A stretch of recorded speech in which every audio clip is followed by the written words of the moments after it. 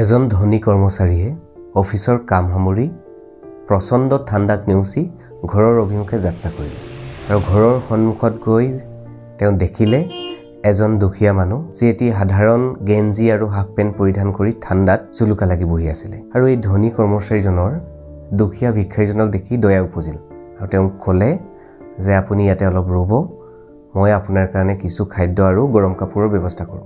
অৱশেষত মানুহজন ঘৰত প্ৰৱেশ কৰিলে, তেওঁ ফেমিলিৰ লগত ডিনাৰ কৰিলে, ল'ৰা-ছোৱালীৰ লগত সময় অতিবাহিত কৰিলে আৰু পাছত তেওঁ ভাগৰত শুই পৰিলে। হঠাৎ ৰাতিপুৱা তেওঁ সাৰ পাই মনত পৰিলে যে মই এজন মানুহক প্ৰতিশ্ৰুতি দি আহিছিলোঁ, আশা দি থৈ আহিছিলোঁ, হয়তো মানুহজনে মোৰ কাৰণে ৰৈ আছে ঠাণ্ডাত। গতিকে তেওঁ এখন গৰম কাপোৰৰ ব্যৱস্থা কৰি সেই মানুহজনৰ ওচৰলৈ আগবাঢ়িল আৰু মানুহজনৰ ওচৰত গৈ তেওঁ দেখিলেগে এই ঠাণ্ডাত মানুহজন ইতিমধ্যেই মৃত্যুবৰণ কৰিছে। এই ঘটনাটোৰ পৰা এটা কথা আমি ক'ব পাৰোঁ, আপুনি যদিহে কাৰোবাক উপকাৰ কৰিব নোৱাৰে কেতিয়াও মিছা প্ৰতিশ্ৰুতি নিদিব। আপুনি কেতিয়াও আনৰ ওপৰত ইমান নিৰ্ভৰশীল নহ'ব।